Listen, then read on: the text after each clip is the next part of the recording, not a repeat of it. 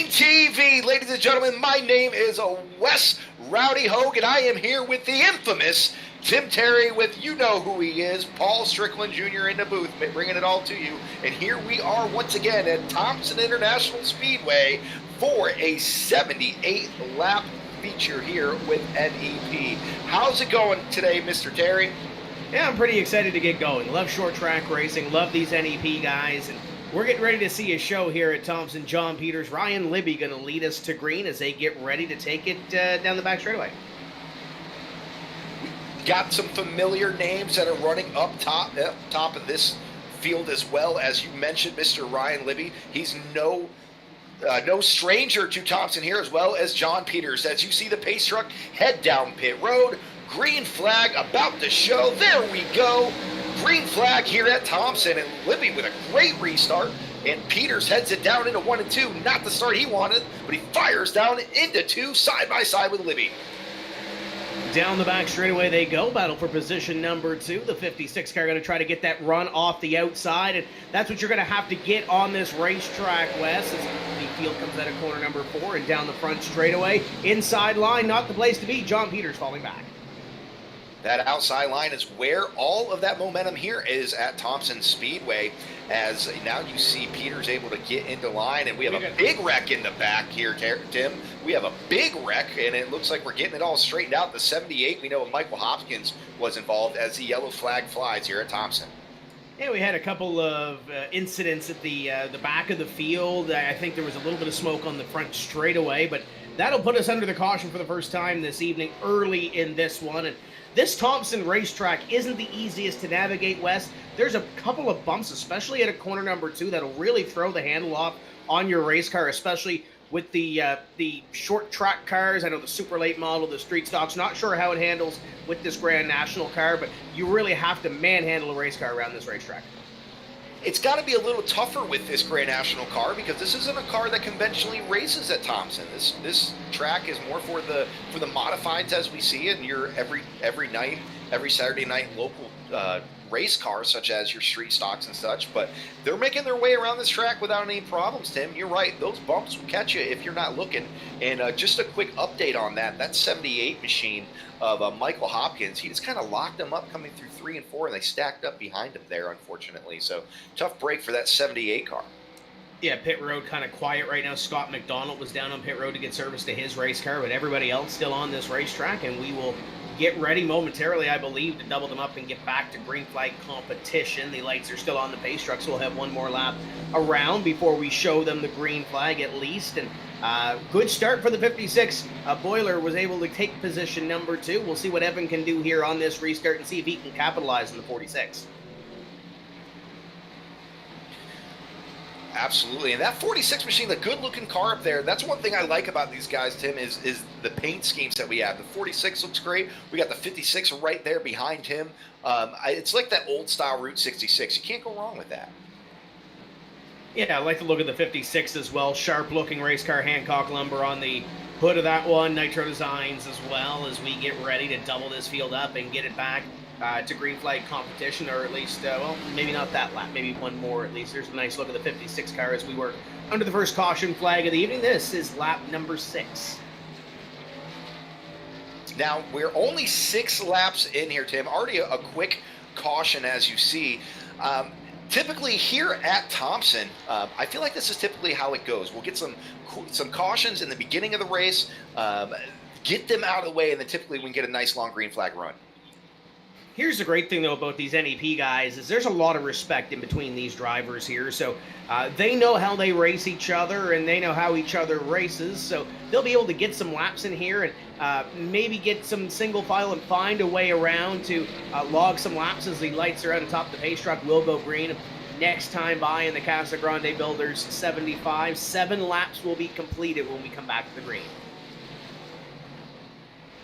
All right, so remember the leader can fire at any time here, so the leader will run the restart here. As soon as that pace truck hits down pit road, the leader can fire. So Gonna take one more turn into pit road for our iRacing pace truck, waiting to see when our leader, Libby, is going to fire off. As he does so, we are back green here at Thompson, and he gets a start just like he did in the beginning of the race with Evan in that 56 filing right behind him. The battle for third, though, as Peter tries to hold on.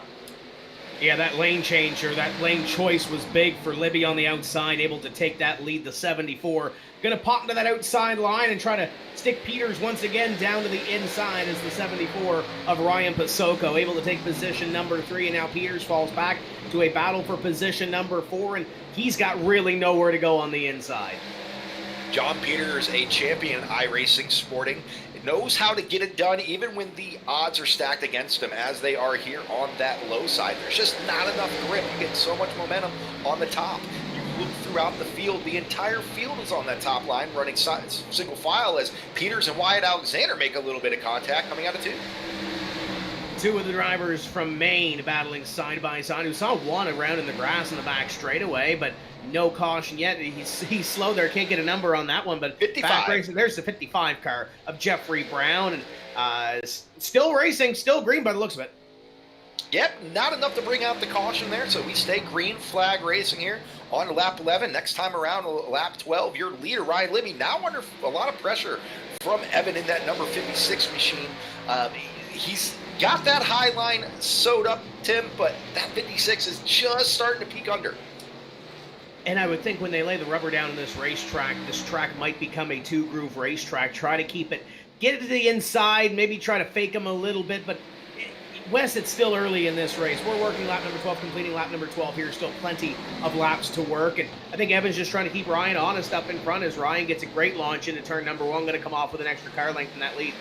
All it takes is one mistake from the leader that will open up the door for the second place car. And we look back at the 51 again of John Peters, who is still stuck on that bottom lane. If you remember, he started this race second on that bottom lane, and now he's able to get in line all the way back to position 9 here as we come across lap 14. So it just shows how dominant that top lane is early. And everybody's got single file right now. There's really nobody in the top 10. I believe we got a battle up there for what would be position number 3 as it starts to get going. That is Pasoko losing one to Michael Bennett, trying to cross him over. Can't get back to the inside, so Bennett will pick up position number 3. This track reminds me of an old school Bristol, or even some other tracks that are out there that are just that one groove raceway where you take the chances when they come to you. You use that bumper if need be, and you slide right back up there. You can't leave the door open for too long. Kind of saw it earlier in the week with the qualifiers for the TCM 300, where it was a one-groove racetrack. The difference is between here and Southern National is this groove is on the outside. You mentioned like a Bristol, where the line is to the outside or to the middle, and you get to the inside, you think shortest way around, not a whole lot of banking down there to try to make it happen. You see it here with this battle. Wyatt Alexander gets that run off of corner number 2 and down the back straightaway. He will maintain that position, and now the 01 goes to work and tries to, I guess, stop the bleeding is the only thing he can do now. Lewandowski is no man's land, got pinned down low, just like we saw Mr. Peters earlier in that 51, and now he's got to work his way back into that top line. We used to see it all the time at Martinsville, Tim. Martinsville was like that. You would wrestle for the bottom until the next car would come up, and you try to move them out of the way. This is very similar, but it's the opposite. It's the outside, as now we see the 01 able to get back into line, following all the way back to 9th position. And I think if it was a little bit later in the race, you may have seen Charles Lewandowski maybe lean a little bit into those guys on the outside to try to get that outside line, but it's still early. We'll complete lap number 19 this time by for your leaders. Still plenty of time to work around this racetrack, and plenty of time to use that chrome horn and maybe lean into somebody if you absolutely have to, this being a short track. Car in the wall on the front stretch, Anthony Aiello in the 31 machine. He just kind of bounced off the wall on his own that let a couple cars go by. No harm, no foul. He kept his machine straight, and we stay green. But now we have the 15 of Kibbe. He was actually under fire there for a moment from John Peters, who was actually trying to make a move on that inside line, as he still fires out of 2 and has to run down the backstretch. The way you pick up the throttle, especially in the middle of these corners, you can get to the inside, but It's a matter of trying to get that run off, and that run off typically is going to be held by the outside car, and John Peters still trying to make it happen. You're able to get that run to the inside, middle of the corner, entry of the corner middle, but getting off the corner with somebody on the outside, easier said than done. Top two it broken away, and Bennett in third has actually pulled away a little bit from the battle for position number 4 that you're watching here. And if anybody's going to make that bottom line work, I expect it to be a John Peters. With the experience that he has in short track racing, if he can't make it work, I don't have much confidence in anybody else. But now we see Kibbe back in that 15. He tried to make a move in the 09 at Dylan Kopech. He shot low. He was not able to get the job done. And that opened up the door now for Peters. Again, we talk about that risk versus reward, trying that bottom line. Was not able to make it happen, and now loses the position. It makes contact, and around goes the 15. Into the wall, collecting more. I believe that's going to draw the caution flag here. Second one of the evening, and tough break for those two who were really battling up in that fourth place battle all the way on back. That little conga line as Kenny Kibbe is going to get the worst of the damage, gets into the wall.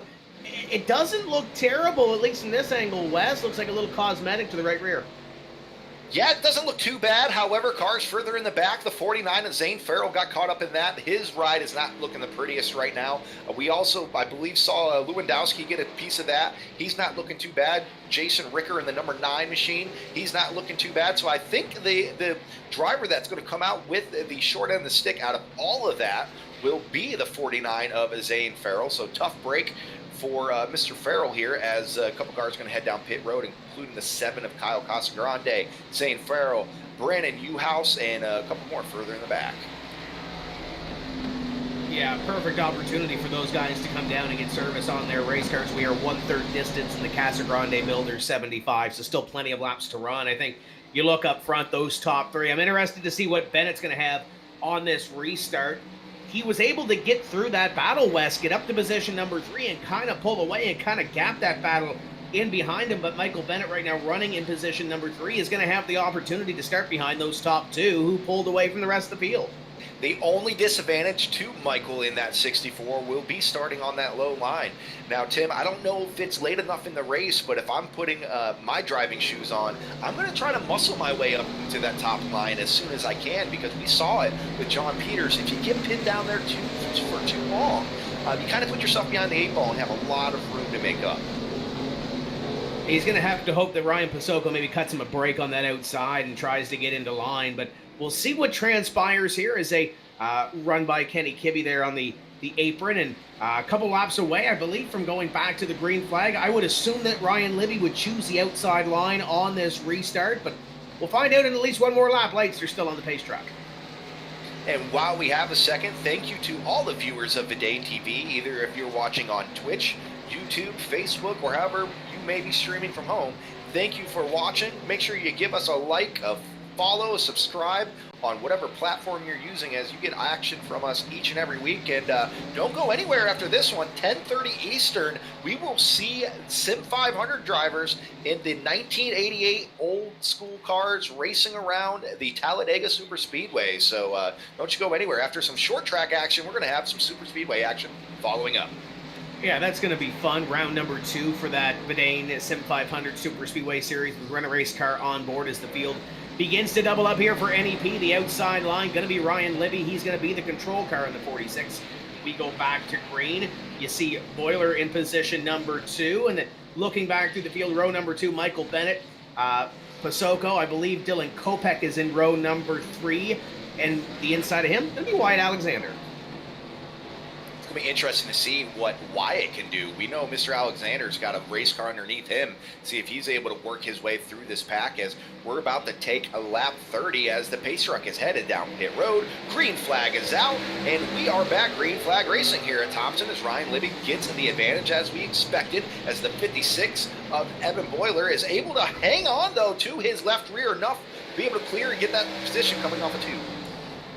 Almost had a little bit of a stack up for position number 3 as the 64 fights his way to the outside line. Bennett the 3rd. Here comes Kopech to the inside of Pasoko.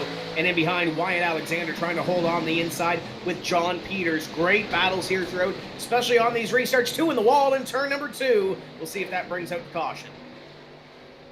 So far, we stay green as the top 5 start to figure out their way to getting into single file. The battle now is between John Peters and the 51, and the caution now is out for sure. Looks like they have slowed it down. Yep, caution is out. Not exactly sure where it happened, but the yellow has flying, so we get a break again here in the action. The car I caught in the corner of my eye was Brandon Marhefka going up into turn number 2. He may have had contact with Tim Shinosky, but not sure which cars got into contact. But I think the worst for wear is that one on your screen. That's Brandon Marhefka, and that's going to not benefit him in his way towards the front in this Casagrand Builder 75 as the caution flag displayed once again, creeping up closer to the halfway point in this one. We got a few takers on pit road down at the back, about a half dozen cars coming down under this caution to take some tires or maybe take some service to their race cars at least. Seeing some bench sheet metal down there, including Marhefka in that 13, Tim Shinosky in the 18s down there, Kyle Casagrande in that 7, still trying to get the damage fixed on his race car. David Arute has not had the best race in that 14 car either. So a couple cars, but you know what? This is short track racing here, Tim. Sometimes if you ain't got nothing else to lose, get some fresh rubbers and see if you can get it done. And we talked about that last incident. They're middle of the pack, and when you look at the fine line that we talked about earlier, Wes, where it's a one-groove racetrack, you really have to maybe anticipate, maybe try to take a little more to try to get that run that you need to at least get side by side with another driver and pick up a position. And I think we're going to see that especially a little bit later on in this race, because we're getting to the second half now. You're going to take a little more than you give. I know these guys have a lot of respect for each other, but if you want to try to go to the front and you think you have a fast race car, you got to start taking a little more now than you would give, because we're creeping up on lap 35. We'll probably be lap 36 when we go back to green.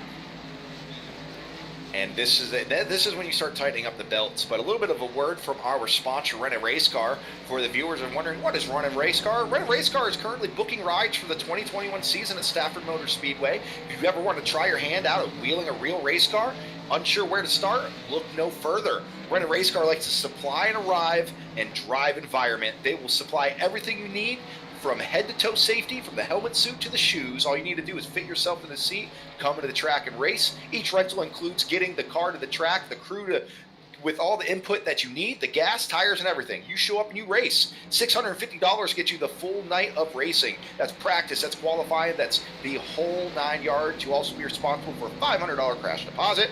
Bring the car back in one piece, you get that money back. And we are about to go green flag racing back here. And if you want to get into a race car, Rent a Race Car is where to do it, ladies and gentlemen. We're about to see the pace truck. Next time he comes around turn 3 and 4, head back down pit road.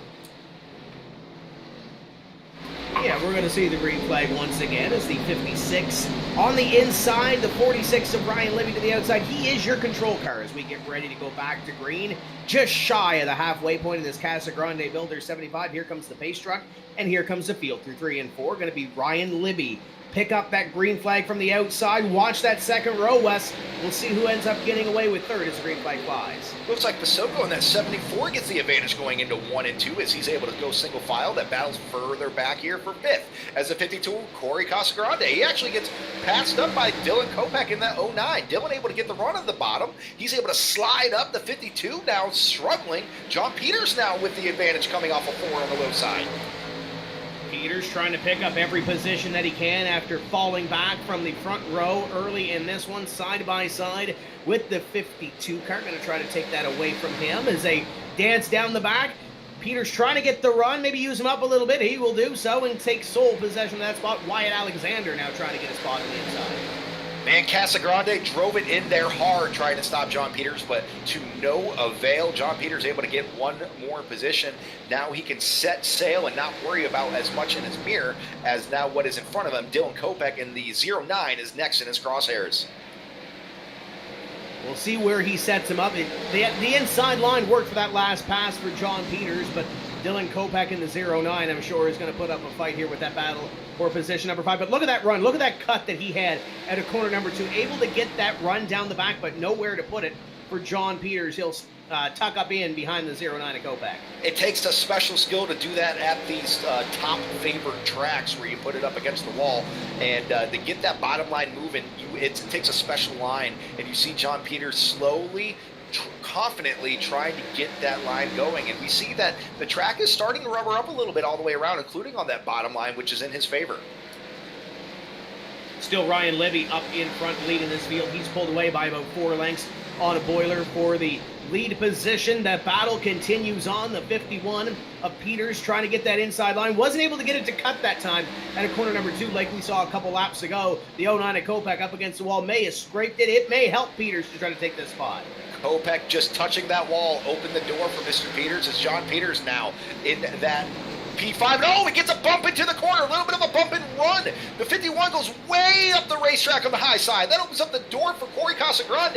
He takes that position, and now Kopeck loses position to Wyatt Alexander, who he gives a punt to. The 09 of Kopeck using that chrome horn here halfway through. And we've got a change for the lead up in front. Ryan Libby has fallen to third. Boiler going to the lead as we got one crossed up on the front straightaway. We're still green, but battle for the lead and change for the lead. Libby falls back. Basoko goes to second. Long way to go, but a short time to get there. The temperature has increased here at Thompson International Speedway.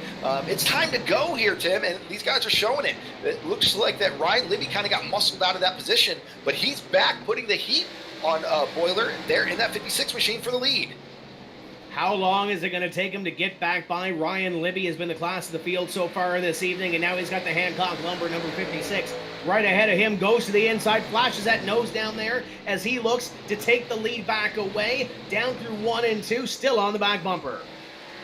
Great battle here for the lead. You can throw these two cars under a blanket. They are nose to tail coming through the corner. The 46 of Libby. He's got the run, gets sideways coming off of the turn 4. He loses a ton of ground on the 56 for that lead, but he's able to get that, get it a little bit closer in the corner in the middle of 1 and 2. Off of 2, though, the 56 with the advantage. Casagrand halfway around got into the wall off of corner number 2. We're still green, but lots of damage to that 52 car on the right-hand side, and he's now up against it. We've got battles all over this racetrack. Battle for the lead is now single file. This little battle in the middle of the pack is where the action is. And notable mention to Zane Farrell, though, in that 49. We seen him get into an accident earlier. He's still able to hold off to the top 10. Just lost a position to Dylan Kopeck, but he's trying to battle back on the inside. The 49 of Farrell able to get up and around Kopeck on the inside. Makes you wonder if possibly Kopeck has lost the grip in that race car. We've seen the 49 on pit road a couple times, so looks like those clean rubbers are really becoming an advantage. Yeah, the back end got a little light that time, though, for Farrell coming out of turn 2. Going to allow Kopeck to take that lead and take that run to the outside. Now Casagrand going to try to do the same in the 52. Aiello, I believe we saw him a little bit earlier on with some damage and a spin to that race car. He's now working the outside as we continue under the green flag. Great battles midway through this pack. And the battle for the lead is starting to heat back up. Libby all over the bumper of the 56 of Borlu as he is just all over him through the corners. He's trying to get that bottom line hooked up like we saw John Peters do earlier. He's just not able to do so. A caution has flown. It looks like possibly Zane Farrell is caught up in it in the 49. The field has came to a slow here. We're going to regroup. Lap 51. Caution is out. Yeah, you caught it live on your screen as Zane Farrell was falling back on the inside. He got a little too much and got that car pointed in the wrong direction. So the yellow flag will fly here. Less than 25 laps to go in this Casagrande Builder 75. And now Ryan Libby will have an opportunity to come down pit road. Here comes the 46 and half the field. I was going to say he had an opportunity to take the lead back, and he might very well if he can come down and get some tires here. This will be the move of the race. This is going to make or break Ryan Libby as he chooses to come down pit road and get service to his vehicle and get these fresh rubbers put on. As we are in lap 52 of the 78, he's just going to have a little over 20 laps to get this done. Can he work his way up? Thankfully, Tim, he brought some company with him, but it looks like just cycling through the field right now as they make their way off of pit road. He's going to be a bit further back. He's going to be looking possibly, it looks like he's going to be out of the top 10. Yeah, it's going to move him to about 12th or 13th place, I do believe. He had a half a dozen cars or so stay out on the racetrack, and it should put them, Zane Farrell stayed out, so it should put him around 12th place or so. Long way to go for Ryan Libby, but the laps click down. I would think if he can get some green flag racing in here and pick up some quick spots, he'll be able to move through, but we'll see what that tire advantage can do compared to the track position that these drivers are going to have in front of them. And while we have a second, we are going to thank one of our other sponsors as well as Rent a Race Car that helps make this happen. Also, Rowdy's Dipping Services, LLC, your premium liquid wrap services of North Florida. If you need your wheels wrapped, your lights tinted, your chrome deleted, or your full vehicle needs a custom look for an affordable price, get a hold of Rowdy's Dipping Services of Jacksonville, Florida. As we come across here to take lap 55, your leader, Evan Borlew, in that number 56, decided to stay out. John Peters. We've seen this man work miracles in the past. We've seen him go through trials and tribulations earlier in this race, sitting P2, Tim. We know he's going to be a tough pass, clean tires or not. And I think he'll have the inside. I would assume that Evan will choose the outside line when we do go green here, but we'll see what happens when the pace car comes across the stripe. This should be one to go here, and you can already see the 56 pointing towards that outside line indeed. So the 56 will choose the outside, and we'll go green next time by. We'll see what John Peters can do. The last time John Peters started from the inside of the front row was, well, the start of the race. So we'll see if he can have a better start, but he is not the control car this time. What a curveball thrown into this one, ladies and gentlemen. If you're just joining us, a few of our leaders have gone down pit road with just a little more than 20 laps to go as we're about to go green here at Thompson International Speedway, leaving Borlew with the lead. As you see the pace truck head down pit road, waiting for him to fire. Leader fires. We are back green here at Thompson. The whole shot goes to Borlew. The battle's for second into one. The battles for second on back as they're still side by side, almost three wide as Libby gets to the inside. We got one car crossed up into the fence back there. That may have been Wyatt Alexander, but Ryan Libby, three wide to the inside, trying to pick up one more. He's coming to the field behind the 64. If Bennett is around, oh, hard contact for the 31. The 31 goes around. Looks like the green may nope. The caution flag has come out. The 31 got turned around, looking the wrong direction. The caution has flown here again, and the bumper cover hanging off the 31, Anthony Aiello. Man, we're seeing it, Tim. We're seeing the cautions breed cautions. This is not what Ryan Libby and fellow drivers that just pitted wanted to see. It's not, but when you look at where Ryan Libby is now, he gained 6 positions. He's up to position number 6. There was a few 3-wide moves and a couple of 3-wide moves that probably were a little tight or too close for comfort, but Ryan Libby, position number 6, he's going to start on the outside as long as nobody comes down pit road, and now the 56 has new company to his, what will probably be inside when we go back to green, and Corey Casagrand. And this is actually good news for the 51 of John Peters. We've seen him have to restart on the bottom and it just not work out for him. He went from second to fourth. You know, most instances you think losing 2 positions may be a negative, but this is a positive. He went from restarting on the inside of row 1 to the outside of row 2. So this is in favor of John Peters in that 51.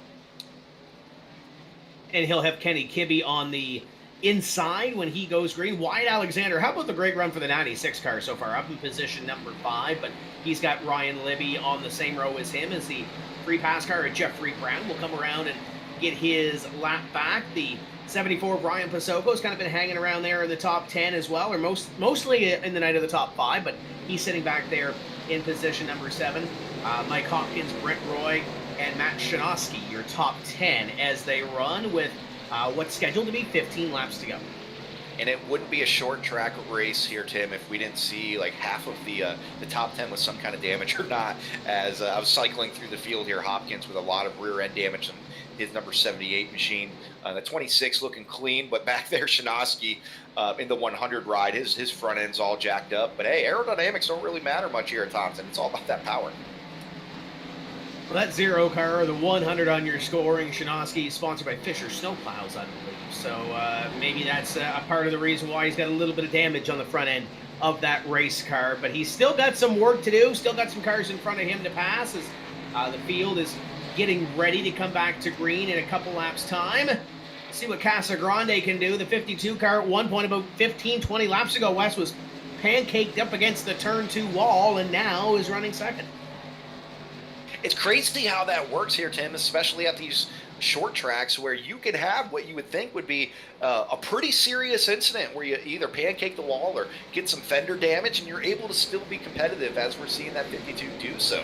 So it's going to be interesting to see what he's able to do that inside. We haven't seen it prevail yet on the inside row of inside line of row number 1, but the laps are ticking down. Maybe you start giving a little less than what you were before. Oh, absolutely. As the field is doubled up, we'll see who gives and who takes. And now with Casagrand on the inside, we'll see how much he goes down into corner number 1 and see how much he can take to try to get up and take that lead away from Evan on the outside. Pace trucks coming in. We're coming to green. We'll complete lap number 63 this time by, so 12 scheduled laps to go in the Casagrand Builders 75. Green flag flies. We're back underway. As predicted, Evan is able to get the whole shot into 1. The battle is there for second on back. As now John Peters tries to hang on the right rear quarter panel of the 52, but not able to do so. Makes contact with the wall, including the 46 of Libby. Libby makes a little bit of contact with Wyatt Alexander following through. He's still battling in that 46 machine on the bottom. They were all gaggled up as the 51 of Peters and 15 of Gibby bounce off the wall. And 1 sideways, 2 sideways. We've got a whole mess in turn number 1. Yellow flag will fly. Wyatt Alexander is there. I believe the 26 of Brent Rowe. 31 again of Aiello. Still piling in. Yeah, they're not stopping as the field's going to come back around. They're going to have to check up because the track's blocked. But, man, Wyatt Alexander was running up in the top 5. What a tough break for the 96. Man, Brent Roy as well. He is all wadded up in that 26 machine. Watching the tail end of that incident, Terry, I feel like the photographer, and we actually got the 14 of Pasoko still stuck on the wall. His machine is stuck on the wall. It looks like the rear end is jacked up and he wasn't going anywhere as he retires from our field. But I feel like the photographers took a picture of the end of that incident and put it into the encyclopedia next to the word of ARCA braking. Because everybody was just piling into that incident seconds after it was over. So Anthony Aiello in that 31 heading back down pit road. That 31 machine might have seen his last laps. Trying to watch the 26 of Brent Roy back there. He just hit the inside wall trying to get back to pit road. And he was trying to get that thing to turn around this racetrack. And looks like he's got more problems on pit road as the motor looks to be expired from that car. David Arute also on pit road in the 14. He pulls away from his box and free pass car comes to the inside. That'll be the Kmart 07 of Tim Shinosky. He'll get back one of his laps or get back on the lead lap as we'll try this once again. For now, Ryan Libby on the outside of row number 2 with those fresh tires. We'll come down with probably 6, maybe 5 laps to go in the Casagrande Builder 75. We've seen him make some moves already. We'll see if Ryan Libby can make 3 more to take away this win, but he's going to have to get past that 56 a Boiler up in front.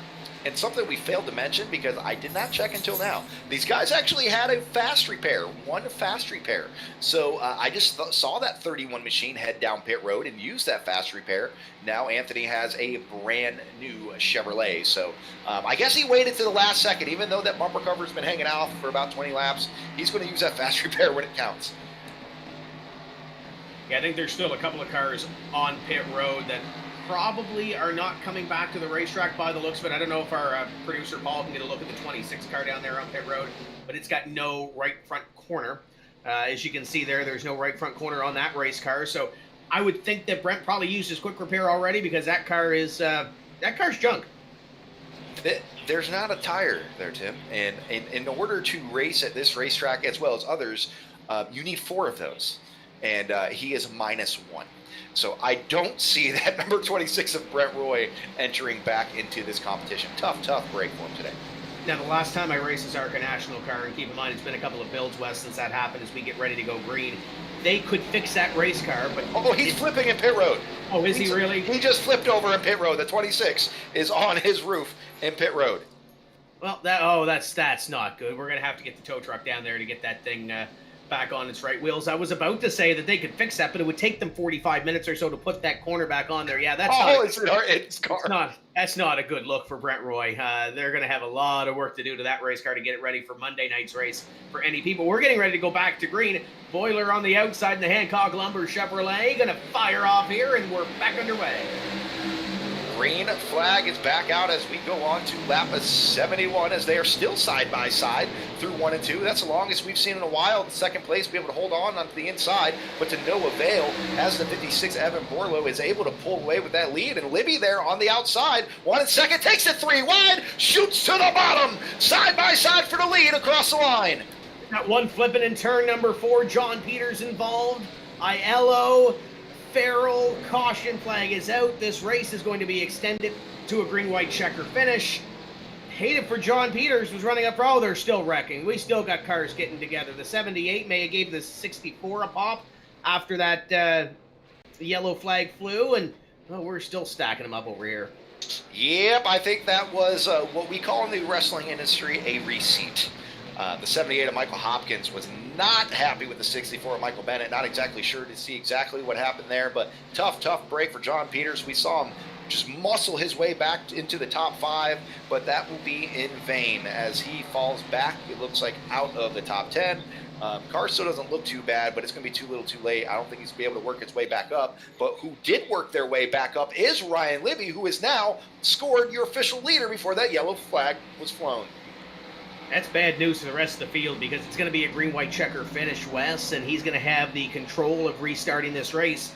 Now it's going to be a battle for, I think, second on back because you're going to have the 56 who has not pitted this race to the inside. You got Corey Casagrande inside. Corey Casagrande is going to be on the inside as well. We're assuming that Libby is going to choose the outside line on this restart because that's been the line of choice for the all the restarts here this evening. Shinosky out of nowhere, the 0 car still with that damage on the front, sits in position number 4, and Kenny Kibbe has worked his way back up to position number 5. So green-white checker finish to this one, and we'll see who comes out on top, but I'm pretty sure if it's anything like the last couple of restarts, this is going to be wild. I'm expecting nothing less, and I'd say our Tim's Corner Motorsports move of the race is going to be the 46 of Ryan Libby making that call to come down pit road with just 20 or so laps to go to get fresh tires. The stars aligned for him, Tim. He had that big accident as soon as we went green, picked up a handful of spots. This last restart, able to do the same and pick up the lead. And, you look back here, you can play the what might have been card, and we still got a green-white checker to finish this one out. But if Ryan Libby doesn't come down pit road, you got to remember the 56 car hasn't been down pit road in this race yet either. You look back to a guy like Kenny Kibbe, who I believe has come down and taken tires on his race car. Going to restart back there around 5th or 6th place. Dylan Kopech is back there as well, just knocking on the door of a top 5 run here. What might have been as the field begins to double up, and I think we're getting ready to see a little more action in this NEP Casagrande Builder 75. It's going to come down to a green-white checker. How much respect does Borlo give to Libby here on this start? We've seen it both ways, Libby being that control car as well as having to work his way up. I'm sure he's expecting that 56 to drive it in hard as we come around 3 and 4. One more time, green-white checkered coming up. Pace truck in, the control car is the outside. It's Ryan Libby going to put the hammer down here. Green flag flies. You saw Boiler trying to bait him a little bit on that restart. He's going to take second. Battle's going to be for position number 3. Shinosky has that outside, Casagrande behind. They stack up a little bit behind. We're still green.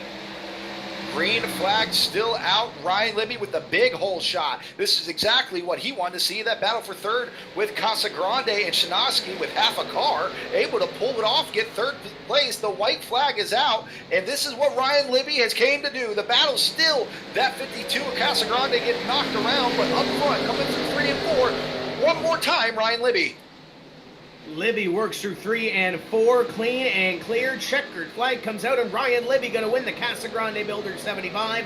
Top 3 or so are clear, but Wes, they're still wrecking back there at the end as they tried to door each other and tried to move each other out of the way from about 4th on back. Turn 1 and 2 has turned into a parking lot, ladies and gentlemen. What a finish. The 26, Brett Roy and Ryan Pasacco, we got into a little bit of issue. It's cool to see the 26 back on the track after being on his roof, so I'm glad he was able to finish this one off. But we got exactly what we expected here tonight. Ryan Libby with the move of the race with about 25 to go, pitting and taking tires, and it paid off for he and that 46 team. And you look at the 56 car, he did not come down pit road on this whole race. So congratulations to their team with a little bit of strategy that they had. Shinosky has to dig deep to come back from position number 16 on the start to finish third. Casagrande from 12th to 4th. And Kenny Kibbe started 5th, finished 5th, but obviously there was a lot of story in between there. We never called Jason Ricker's name all night long. He finished the 6th. Right place, right time here for Ricker. Seems like he was just able to keep his nose clean for the most part and be able to watch out for the action and bring it on home. And sometimes that's all it takes here at Thompson International Speedway, as well as most short tracks. You keep your nose clean, and you're going to find yourself in the top 5. As you look through the balance of the top 10, Dylan Kopech had a great run. Mar Hethgar, I believe, was the first caution, or the second caution flag of the evening, finishing at 7th. U-House, never talked a whole lot about Brandon tonight, finished in 9th. Zane Farrell had his ups and downs, finished in position number 10 in this NEP Casagrande Builder 75. That's a win for Zane Farrell after how beat up that 76 car was at the end of this thing. Didn't quite get to exactly the finish that he wanted, but what a run. John Peters, tough break, 11th place. Michael Bennett in the 64, 12th. Anthony Aiello in the 31, comes home 13th. Charles Lewandowski, 14th. Michael Hopkins rounding out your top 15, followed up by Scott McDonald, David Arute, Kyle Casagrande, and then finishing down a lap was Wyatt Alexander in the 96, and then 20th, Matt Kentfield. And completing your field, the drivers that had some bad luck this evening: Jeffrey Brown, Ryan Pasocco, Brett Roy, Tim Shinosky, complete your 24-car field for this evening's Casagrande Builder 75. And that exciting race, and they're back at it again, I believe, Wes, on Monday. So a quick turnaround for these drivers. They'll be back at it and get one more points race in before the Thanksgiving holiday. Yeah, you know, that Thanksgiving holiday is kind of like the bye week to a football team, where they can sit down, they can regroup, they can kind of get it off their mind for a little bit, and then get right back at it. So, man, I know they're looking forward to it, and I know what I'm looking forward to here. Now that this is said and done, we crowned ourselves a winner. I got to go find my race suit here, Terry. Yeah, you got to get down in that race car and get ready for the Vidane Super Speedway Sim 500 series. And Paul, we got some exciting upcoming events coming up. We mentioned that NEPS is back with the Bob Bear Memorial on the Monday the 23rd. What else is coming up here on Vidane? Yeah, we're pretty much just taking it easy here. Next week, we've got the Monday night race, the NEPS race, as you made mention. But it looks like we're actually off the rest of the week, so everybody can enjoy a little turkey day. We'll probably go live at some point throughout the day or the weekend, because, well, I get bored, and sometimes it's fun to just go on and stream. So we'll have something going on next week. Not really sure. Pay attention to the Facebook and the Twitter. May very well have maybe a UFC showdown between John Peters and Corey Casagrande, kind of exchanging words on Twitter earlier today. So we might do something like that next week. But then after that, we jump into the weekly series, Tim's Corner Motorsports. That's going to be a fun little series that we're working on there. And then we jump into next Saturday, the Sim 500 Vidane Racing Super Speedway race. But Wes made mention of it. Tim made mention of it. About 90 minutes from now, we are going to be going in after race number 2. Going to be at Talladega in the 1987 Cup cars. We went 56 laps green flag racing last week in the Cup car at Daytona. Absolutely fantastic super speedway racing. You don't want to miss it. Run a race car on board with the series sponsorship. But we're going to get a couple of drinks and dust everything off here. We're going to come back in about 90 minutes for that Sim 500 Vidane Racing Super Speedway Series. Do not miss it. We'll catch you there.